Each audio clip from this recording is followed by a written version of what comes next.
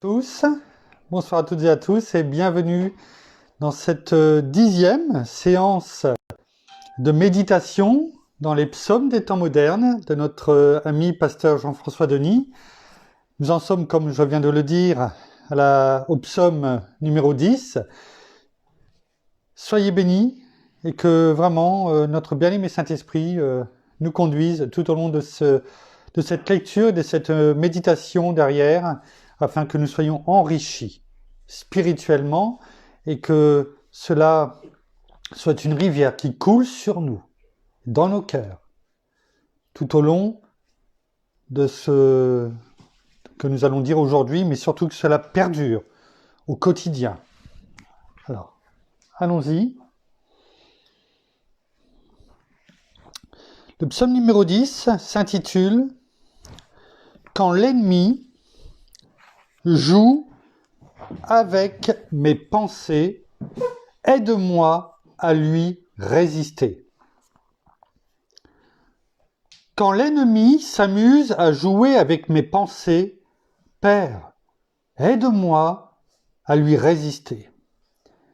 Quelquefois j'ai l'impression que de moi tu t'es retiré, car parfois je me sens si seul et abandonné. Dans mon cœur, je sais que tu es là, mais mon esprit, en ce moment, ne te ressent pas. Alors, viens vite, je t'en prie, me rassurer par la présence de ton esprit. Je ne puis vivre sans toi, j'ai tellement besoin de toi. Rien d'autre, je ne veux. Seulement ta présence en moi, juste un peu. C'est seulement en toi que je désire me reposer et méditer tes bontés, car pour moi, tu es un secours. C'est pourquoi je désire que ta présence m'entoure. Une grande tâche m'est confiée. J'ai tellement besoin de toi afin de la réaliser. Je suis donc prêt à tout sacrifier afin que tu sois le seul à être glorifié. Mourir à moi-même, affirmer dans ma foi par toi-même. Tu me rends donc capable d'affronter ces nuits et combattre mes ennemis par la puissance de ton Saint-Esprit. Les sentiments de l'homme sont trompeurs, alors que les tiens font foi d'honneur. Mon cœur crie à ta splendeur, avec clameur, car tu as su m'aimer, moi qui suis le pire des pécheurs. De ta présence j'ai besoin, de ta main je désire être oint, car je ne désire rien qui soit mien, alors prends le mien, afin qu'il devienne tien. Je ne peux rien sans toi. Père, je t'en prie, augmente ma foi. Viens au secours de mon incrédulité, afin que je puisse davantage être consacré et ta présence dans ma vie expérimentée. Je t'aime de tout mon cœur, toi, mon Seigneur. Amen. Merci Seigneur, merci Père, merci bien-aimé Saint-Esprit encore pour ce poème merveilleux. Il est fait référence au psaume 73, au verset 28. Alors nous allons sans tarder le prendre, parce que nous avons tellement de choses à dire, et il y aurait tellement de choses à dire, que nous pourrions presque passer des heures à en parler, mais je sais que j'aurai beaucoup de commentaires me disant « Ralentis, fais-le en plusieurs fois ». Mais ce n'est pas le but de ces méditations, elles ont pour objet d'être, je dirais, le plus court possible. Mais quelquefois, on est amené à faire un petit peu plus long. Alors, prenons ce qui est dit dans le psaume 73, au verset 28. Il est écrit « Pour moi, m'approcher de Dieu, c'est mon bien. Je place mon refuge dans le Seigneur, l'Éternel, afin de raconter toutes tes œuvres. » Alors, quand on s'appuie sur ce qui a été écrit par le pasteur Jean-François Denis et ce que nous dit la parole, je crois qu'on pourrait découper tout ce qu'on a pu lire auparavant en deux grandes catégories. Tout d'abord, selon ce qui est écrit dans la parole, la confiance. Placer notre confiance en Dieu, dans sa parole, au nom de Jésus. Et de laisser notre bien-aimé Saint-Esprit nous enseigner, selon qu'il est écrit dans Jean 14, 26, 27, eh bien, de se laisser enseigner, parce que c'est notre bien-aimé Saint-Esprit qui nous a été donné pour nous enseigner toutes choses et nous rappeler tout ce que le Seigneur veut nous dire.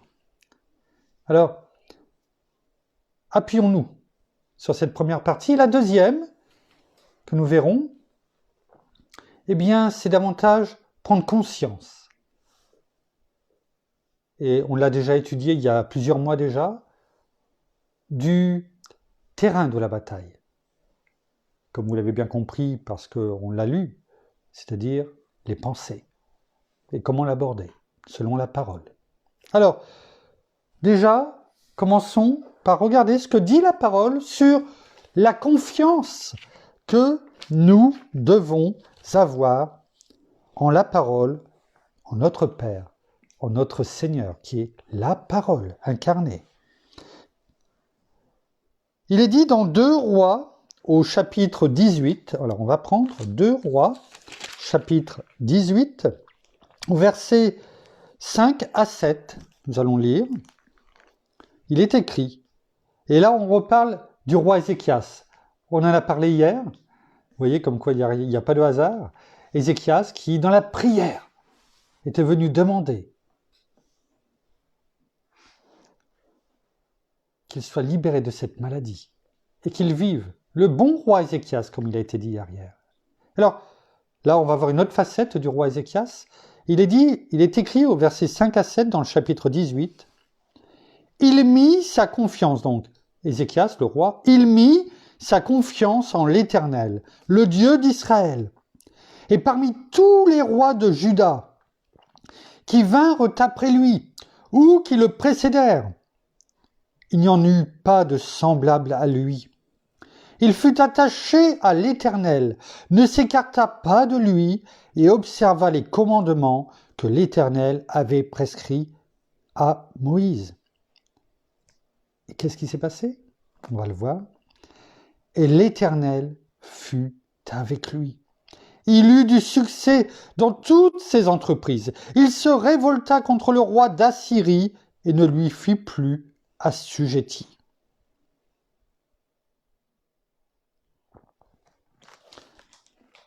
Quand on met sa confiance là où elle doit être, en l'Éternel, comme l'a fait le roi Ézéchias. Voyez ce que dit la parole. En tant que roi de Juda, il n'y en a pas eu ni avant ni après des comme lui. Pourquoi? Pas parce qu'il était meilleur. Non, parce qu'il a mis sa confiance en l'Éternel. Comme il le dit. Il mit sa confiance en l'Éternel, le Dieu d'Israël.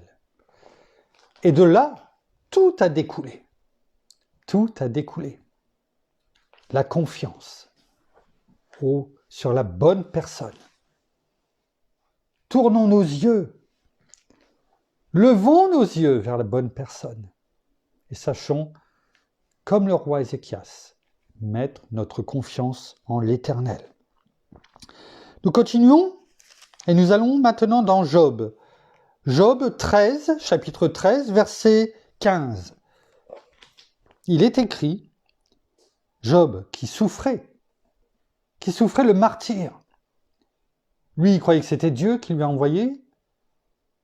Ses amis, ses bons amis, lui disaient « Tu as sûrement péché ». Et son épouse lui disait « Renie l'Éternel et meurs ». Et lui, Job, il dit en parlant de Dieu, parce qu'il croyait que c'était Dieu, alors que c'était Satan qui l'attaquait. Il n'avait pas les connaissances que nous avions. Il disait, même s'il voulait me tuer, en parlant de l'Éternel, même s'il voulait me tuer, je m'attendrai à lui. Oui, devant lui, je défendrai ma conduite. Car cela peut m'être salutaire, car un impie n'ose paraître en sa présence. Malgré sa souffrance, sa confiance était entière, totale, envers son Dieu, notre Père. Voilà la confiance que Dieu nous demande d'avoir en lui, en notre Seigneur, en notre bien-aimé Saint-Esprit qui nous a envoyés. Voilà la confiance. Continuons dans Psaume 25. Le Psaume 25, versets, on va lire de 2 à 5. Psaume de David. Il est écrit, « Mon Dieu, en toi je me confie, que je ne sois pas couvert de honte, que mes ennemis n'exultent pas à mon sujet. Tous ceux qui espèrent en toi ne seront pas dans la honte. Ils seront dans la honte ceux qui, sans raison, sont des traîtres. Éternel, fais-moi connaître tes chemins, enseigne-moi tes voies, fais-moi cheminer dans ta vérité et instruis-moi, car tu es le Dieu de mon salut, en toi j'espère tous les jours. » Voilà la confiance. Vous voyez, on est passé d'Ézéchias, on est passé à Job, on est passé à David. Et toujours la même chose. Espérons en l'Éternel. C'était ça leur vie. Et ils ont connu des difficultés. Ça n'a pas été facile. Et leur espérance, malgré tout, était au-dessus de tout. La confiance en Dieu. Que jamais il ne les abandonnerait. Jamais. Et la parole le dit, je ne vous délaisserai pas, il ne vous abandonnerai.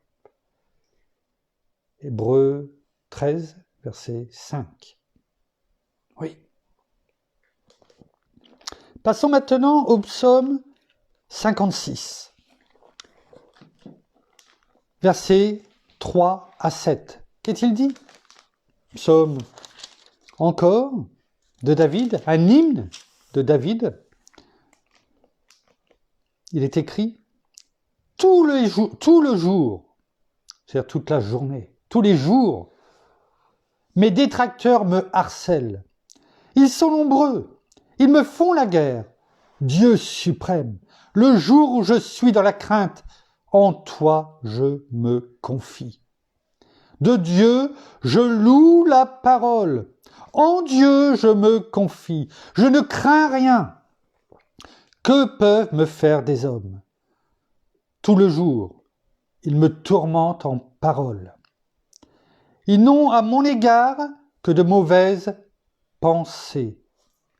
Ils complotent, ils épient, ils montent la garde sur mes talons parce qu'ils en veulent à ma vie. Oui, on avance. Psaume 57, versets 2 à 3. Il est écrit, toujours de David, lorsqu'il fuyait devant Saül et qu'il était dans la caverne. Fais-moi grâce, ô Dieu, fais-moi grâce, car en toi mon âme se réfugie. Je me réfugie à l'ombre de tes ailes. Ça nous rappelle Psaume 91, le début. jusqu'à ce que les calamités soient passées. Je crie au Dieu très haut, au Dieu qui mène tout à bonne fin pour moi. Oui. Il nous envoie et il mène toute bonne fin, chose à la fin pour nous. Oui, tout. Alors, c'est ça la confiance. Et on continue dans Ésaïe. Ésaïe, chapitre 12, au verset 2. Il est écrit: « Voici le Dieu de mon salut. J'aurai confiance et je n'aurai pas peur. » Pourquoi ? Car l'Éternel est ma force et mon chant, il est devenu mon salut. Voilà la confiance que nous devons avoir. Cette confiance qui nous permet d'avancer, de savoir que aucun ennemi ne pourra avoir la victoire sur nous. Nous allons maintenant passer à... Alors attendez, j'ai peut-être encore un dernier verset dans 1 Timothée. 1 Timothée, on pourrait rajouter 1 Timothée 4.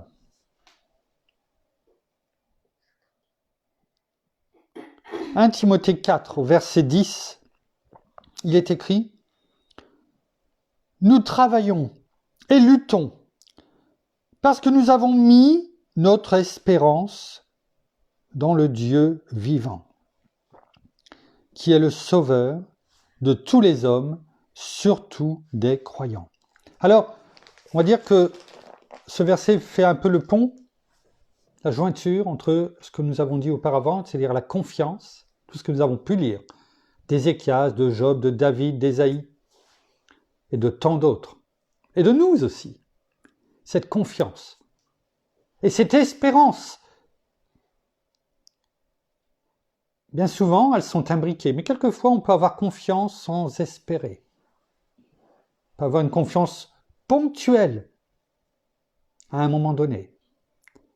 Mais nous, et ce verset fait le joint entre les deux. C'est le pont entre l'espérance, enfin entre la confiance et l'espérance. Cette espérance d'Abraham, on peut dire c'est la foi, cette foi inébranlable. Cette espérance au-delà de toute espérance qu'avait Abraham, la même foi. On a pu le voir dans de nombreux cultes sur Abraham, enfin GDM. Je vous laisse aller le revoir en tapant dans l'onglet Abraham. Et c'est la même foi, la même espérance que nous devons avoir. Donc c'est encore plus fort que la confiance. Cette espérance que nous ne voyons pas. Cette foi inébranlable, comme il est dit dans Hébreux 11.1. Or la foi, c'est la ferme assurance des choses qu'on espère, la démonstration de celles qu'on ne voit pas. Continuons pour voir ce qui nous est montré, ce que la parole nous montre. Parce que là, maintenant, nous allons rentrer un peu plus, je dirais, dans le détail. Et on va aller voir dans ce que dit la parole dans 2 Corinthiens.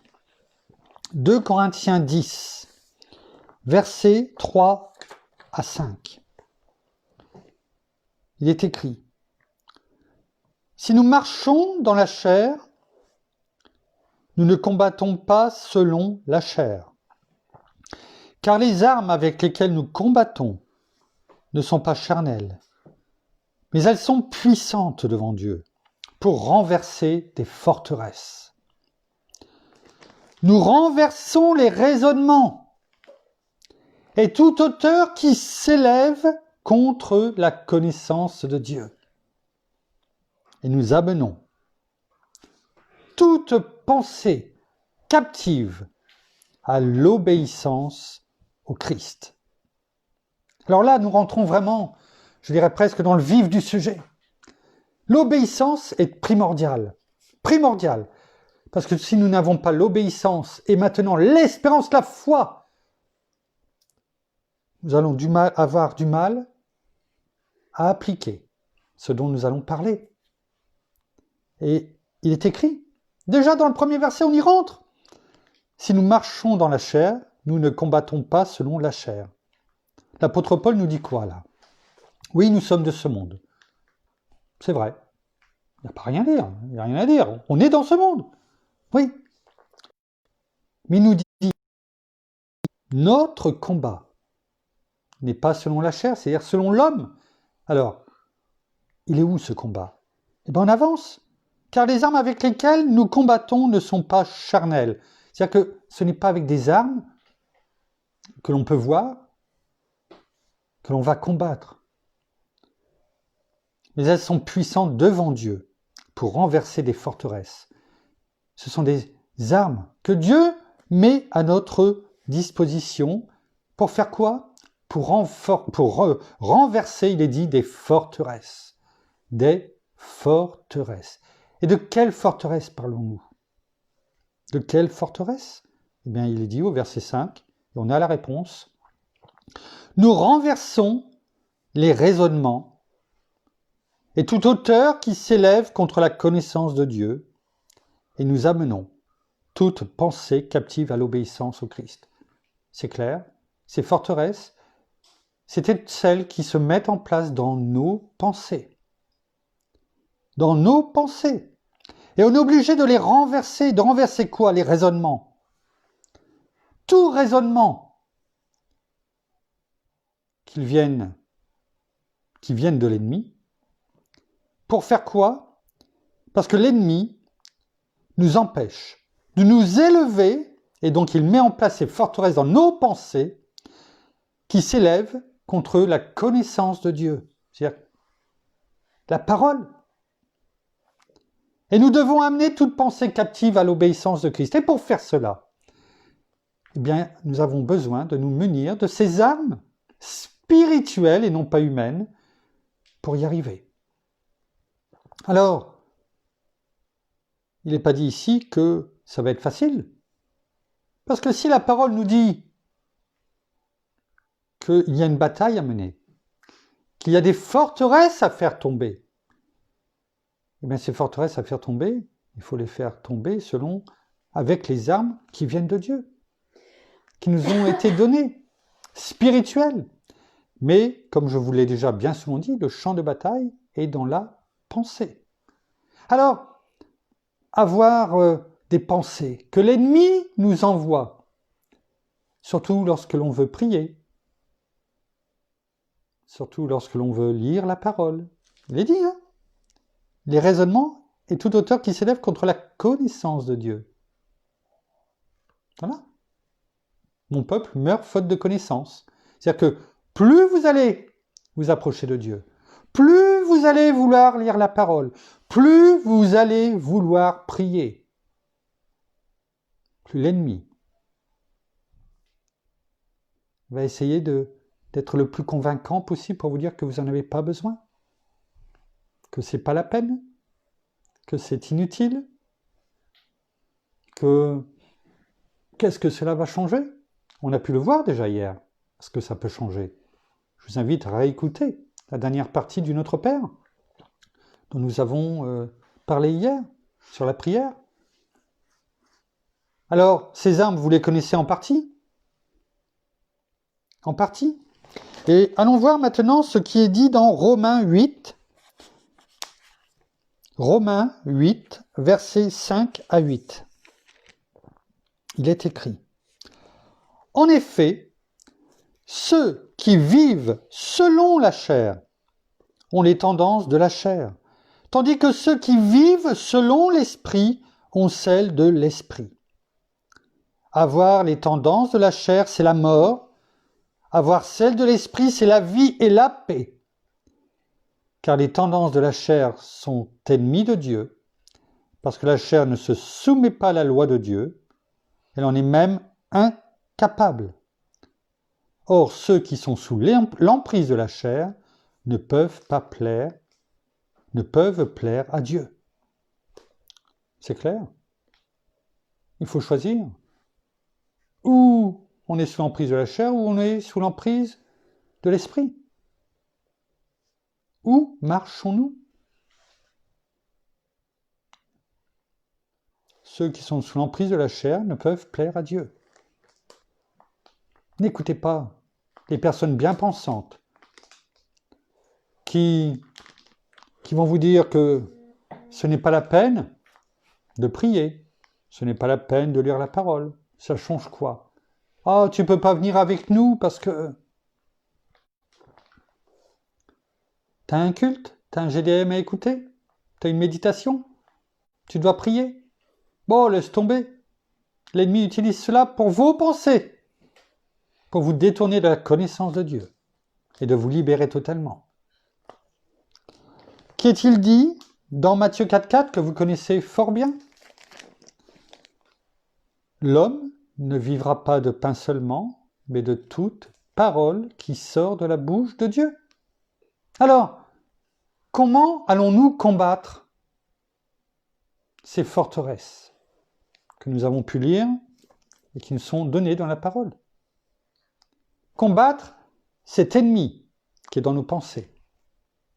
Cela, c'était même pas préparé, je dirais, je pourrais même pas vous dire exactement à l'endroit où c'est, qu'importe. Cela me fait penser à Jéricho. Lorsque la première ville que Josué, avec le peuple d'Israël, a dû combattre,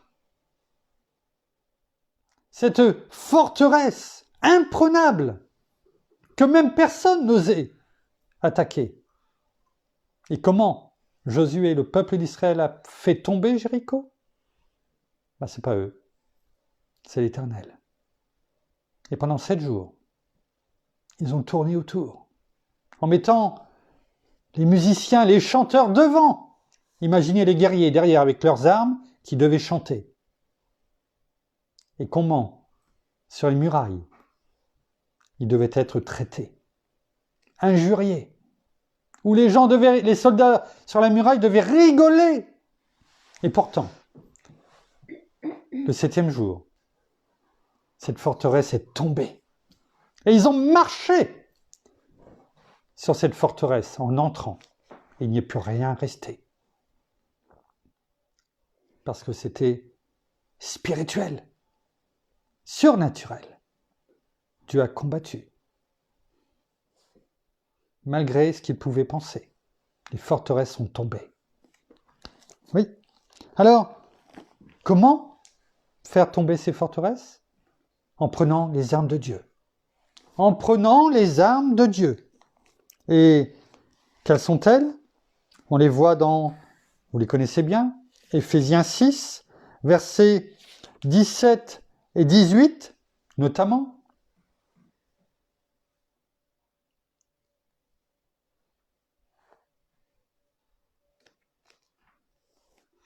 Prenez aussi le casque du salut. Et l'épée de l'esprit qui est la parole de Dieu. Priez en tout temps. Par l'esprit. Avec toutes sortes de prières et de supplications. Veillez-y avec une entière persévérance. Là, tout nous est donné. Ces armes que l'on se revête au quotidien. Non pas pour le faire de façon religieuse, parce que c'est une obéissance. On a un ordre de notre Père. On l'a déjà dit. Combien de fois? Le casque du salut? Ailleurs, on parle de l'espérance, le casque de l'espérance, l'espérance du salut, le casque du salut. L'épée de l'esprit, la seule arme offensive qui est décrite, parce que la parole de Dieu tranche.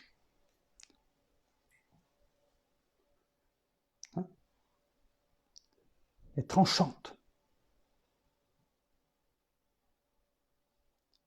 Et la prière en esprit, par l'Esprit. Par l'Esprit. Non pas par nos propres pensées, mais par l'Esprit, car notre bien-aimé Saint-Esprit est venu habiter dans notre esprit, afin de nous révéler, de nous enseigner, de nous dire ce dont nous devons prier, si nous sommes à son écoute. Comprenez mieux les paroles qui ont été prononcées auparavant. Ne vivez pas selon la chair, mais par l'Esprit. Et veillez-y en tout temps. Si la prière et la parole occupent notre esprit tout au long de notre journée et de la nuit, l'ennemi reculera. Selon qu'il est écrit dans Jacques 4, au verset 7, « Soumettez-vous donc à Dieu. Résistez au diable, on ne pourra le résister que par la prière notamment, et par la parole qui nous nourrit, et il fuira loin de vous. » Parce que l'ennemi, plus vous vous approcherez de Dieu, de notre Seigneur, plus il va vouloir vous ralentir. Oh, il ne faut pas lui donner peut-être plus d'importance qu'il en a, il ne sait pas tout ce qui est prévu pour vous. Mais ce qu'il sait, ce qu'il voit, c'est que plus vous vous approchez, plus il voudra mettre dans vos pensées tellement de choses que vous vous direz, c'est une bataille dans ma tête. J'ai tellement de choses qui passent dans ma tête. Oui, c'est son but, de vous en mettre plein la tête, dans vos pensées. Et c'est par la parole et par la prière que vous ferez tomber ces forteresses. La parole est claire. Alors, nous pouvons aussi regarder ce qui est écrit dans le psaume 119. Dans le psaume 119.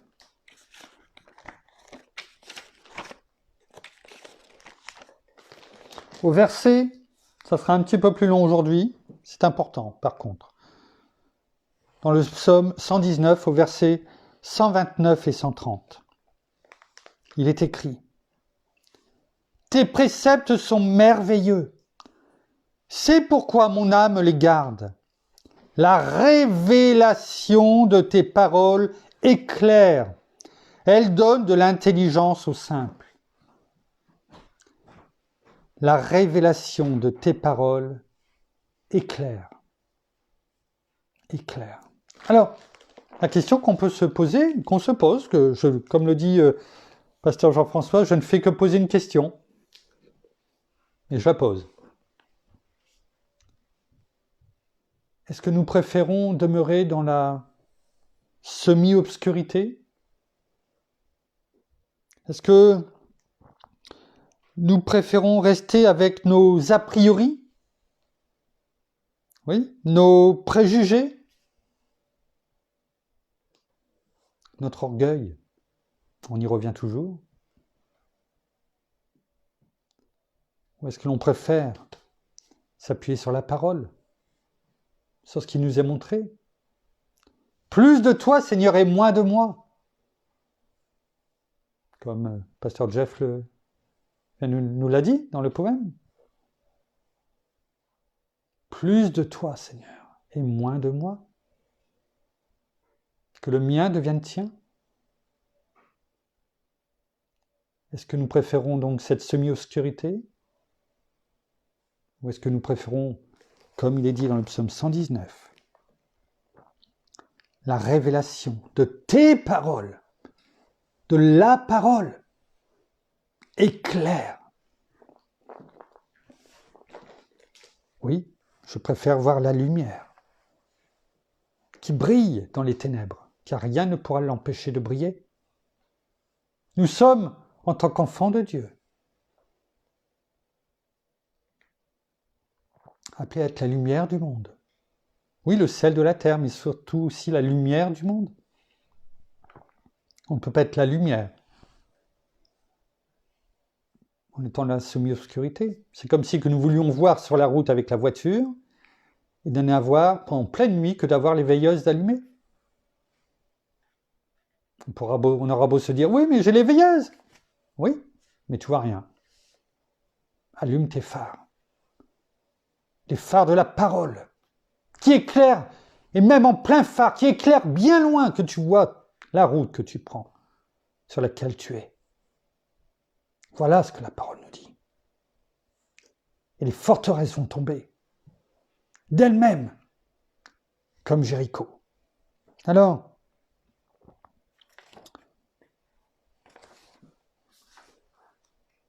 il est dit dans Ésaïe 61.3, Ésaïe 61.3,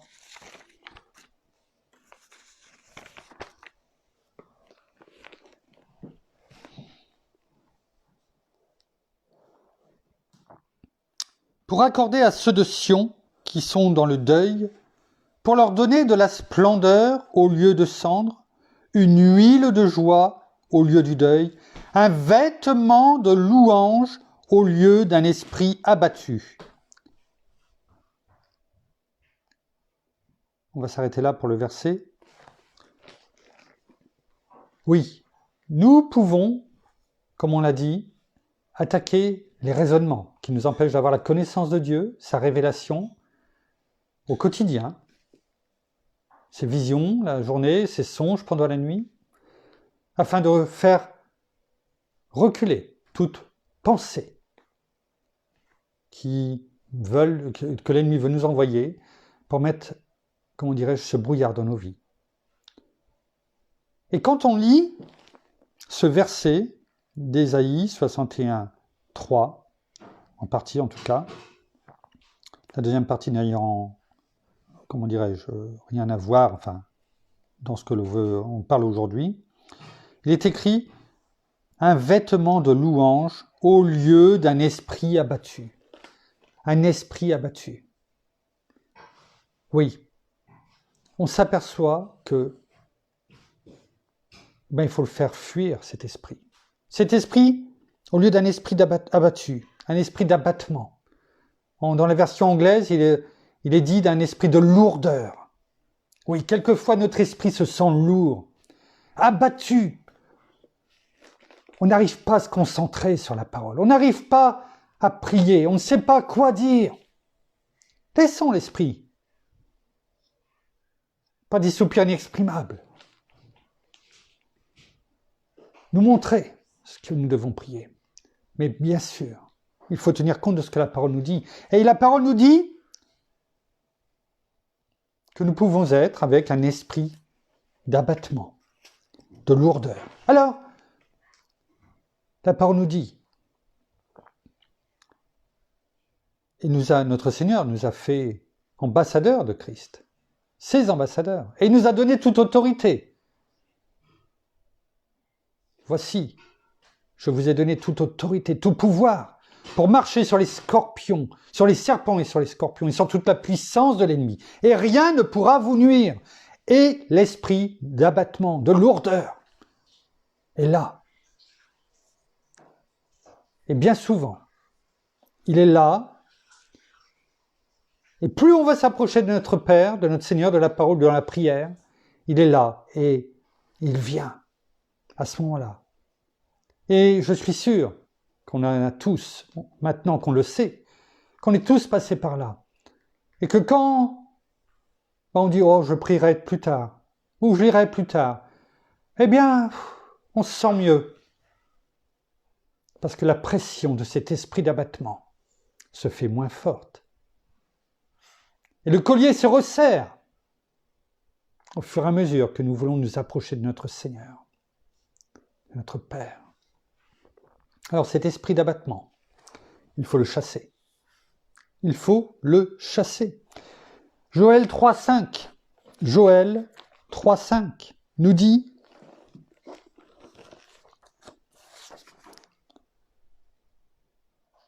Alors, quiconque invoquera le nom de l'Éternel sera délivré, car sur la montagne de Sion et à Jérusalem, il y aura des rescapés, comme l'a dit l'Éternel, et ceux que l'Éternel appellera seront parmi les survivants. c'est surtout la première partie du verset qui est importante pour nous ce soir. Alors, quiconque invoquera le nom de l'Éternel sera délivré. La parole est claire. Quiconque invoquera le nom de l'Éternel sera délivré. C'est une promesse de la parole. Alors, sur cette promesse, sur cette parole, eh bien, nous allons chasser cet esprit de lourdeur qui est là et qui nous empêche d'avancer, de nous approcher, afin que maintenant que nous avons mis le doigt dessus, et cela fait peut-être des années qu'il est là, en nous, en vous, eh bien nous allons le chasser. Simplement en utilisant l'autorité qui est la nôtre. Pour ceux qui le souhaitent, répétez, fermez les yeux ou gardez les yeux ouverts, qu'importe, répétez. Chassez cet esprit de lourdeur par l'autorité qui vous a été donnée en tant qu'ambassadeur de Christ au nom de Jésus. Père, au nom de Jésus, en ton nom, Seigneur Jésus, et selon ta parole, je prends autorité et je demande et j'ordonne à cet esprit de lourdeur, d'abattement, de partir maintenant. Tu pars maintenant. De chacun d'entre nous. Tu pars de moi maintenant. Je te chasse.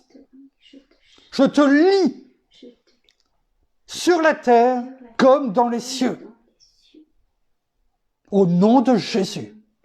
Et tu ne reviens pas. Amen. Amen. Merci. Merci. Merci. Nous allons terminer simplement en prenant la parole qui nous est montrée dans Ésaïe 55, 8 à 11. Et je vais, excusez-moi, prendre juste, parce que je voulais le prendre dans une autre version qui, tout à l'heure, dans ma préparation, m'a non pas plus touché, parce que la parole nous touche, mais était peut-être pour chacun d'entre nous beaucoup plus explicite. Et c'est dans donc Ésaïe 55, verset 8 à 11, et je l'ai prise dans la version en français courant, pardon.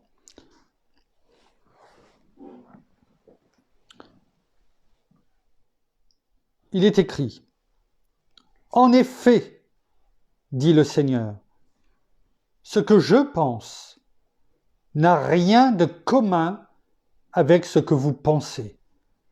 Et vos façons d'agir n'ont rien de commun avec les miennes. Il y a autant de distance entre ma façon d'agir et la vôtre, entre ce que je pense et ce que vous pensez, qu'entre le ciel et la terre. La pluie et la neige tombent du ciel, mais elle n'y retourne pas sans avoir arrosé la terre, sans l'avoir rendue fertile, sans avoir fait germer les graines. Elle procure ainsi ce qu'il faut pour semer et ce qu'il faut pour se nourrir. Eh bien, il en est de même pour ma parole, pour ma promesse. Elle ne revient pas à moi sans avoir produit d'effet, sans avoir réalisé ce que je voulais, sans avoir atteint le but que je lui avais fixé. Alors, la parole est claire. En deux mots, mais aussi en un seul. Elle est claire et elle est claire.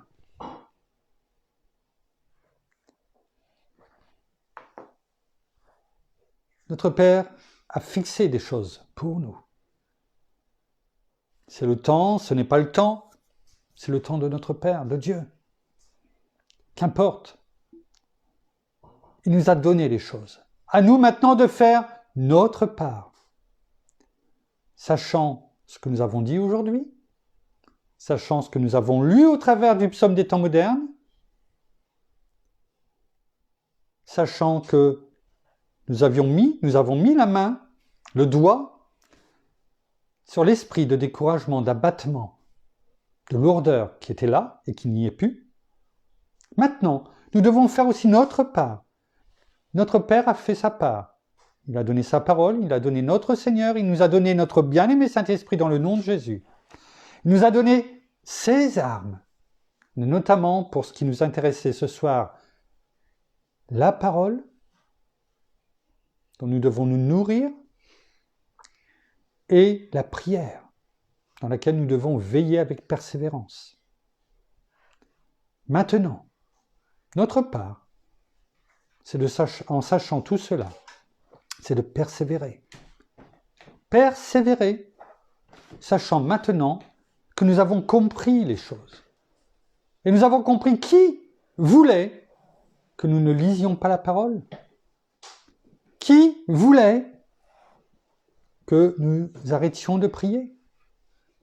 Toujours le même, toujours ces vieilles méthodes, mais une fois de plus, en Christ, nous sommes plus que vainqueurs. Nous allons terminer par la prière. Merci Seigneur, merci Père, merci bien-aimé Saint-Esprit. Oh, merci. Merci Seigneur encore pour ce moment de prière, ce moment mais aussi de révélation qui a certainement été tout cet enseignement, mais aussi ce partage pour chacun d'entre nous, d'avoir vu les choses non pas par nous-mêmes, mais selon aussi la parole. Merci aussi à Pasteur Jean-François Denis de nous avoir éclairés par les textes, par les psaumes, et d'avoir si bien su dire ce que beaucoup d'entre nous peuvent ressentir à certains moments de leur vie. Ces moments de découragement, ces moments où nous nous sentons si seuls, alors que tu es là, à nos côtés. Alors, même si nous avons l'impression que par moments, tu nous as abandonnés, bien, non, ce n'est pas vrai. C'est l'ennemi, souvent, qui veut nous faire croire ces choses et pour que nous nous détournions. Alors non, sachons le renvoyer là où il est et où il doit être, sous nos pieds. Amen. Comme tu l'as déjà dit, comme tu nous le dis. Merci, Seigneur. Et que nous vous proclamions vraiment la parole et notre autorité que tu nous as donnée en tant qu'enfants de Dieu. Tu nous as donné cette autorité, alors sachons la proclamer, sachons aussi venir à toi dans les moments de nos vies, même si ce n'est que pour quelques instants, même si ce n'est que pour quelques minutes, simplement venir te parler, te dire merci, t'honorer, ne serait-ce que par des louanges, ne serait-ce que des paroles d'amour envers toi, car toi tu nous as tout donné. Oh, merci encore et vraiment que je prie vraiment pour que tout esprit de découragement et d'abattement eh bien soit vraiment profondément chassé de chacun d'entre vous et que vraiment la prière et les moments de prière avec notre Père et avec toi, Seigneur Jésus, bien puissent être profonds. Et je vous exhorte vraiment, frères et sœurs, à pouvoir vous nourrir de la parole à chaque moment de vos vies. Béni sois-tu dans le nom de Jésus. Amen. Alors, j'espère que cela vous a fortifié, comme en tout cas, en ce qui me concerne, j'ai été fortifié, non seulement par tout ce que nous avons pu lire, ce qui nous a encore été montré, ce que j'ai pu méditez avant de venir vous parler. En tout cas, moi, je sais que j'ai été vraiment fortifié. J'espère en tout cas que ça soit la même chose pour vous. Je sais que cet esprit d'abattement de lourdeur, comme l'a dit Marie-Hélène, est parti. C'est une certitude. Il ne faut pas y avoir de doute. Hein? Le Seigneur nous l'a dit. Notre Seigneur l'a dit. Hein? Il n'y a pas de doute à avoir. Ne t'ai-je pas dit que si tu crois, tu verras la gloire de Dieu. Maintenant, la persévérance, par la foi, dans la prière, dans la lecture de la parole, dans les encouragements mutuels que nous pouvons nous apporter. En tout cas, nous vous donnons rendez-vous demain pour... alors demain, nous sommes mardi. Ah oui, alors donc normalement, c'est pour le GDM. Donc, Abraham, l'avions fini, je me rappelle même plus. Oui, nous avions fini Abraham. Non, alors donc demain, nous devrions finir Abraham, on va voir, logiquement. Et puis on verra après sur quoi on passe. En tout cas, soyez sages. On vous souhaite une bonne soirée. Protégez-vous, restez chez vous si vous ne devez pas sortir. Bon courage à tous ceux et celles qui, pour nous aussi, eh bien, vont travailler pour la nourriture, pour prendre soin des autres. Et nous vous aimons et nous vous embrassons à distance, parce qu'on n'a pas le droit, mais en tout cas, dans notre cœur. En tout cas, nous vous aimons profondément. À demain. Au revoir.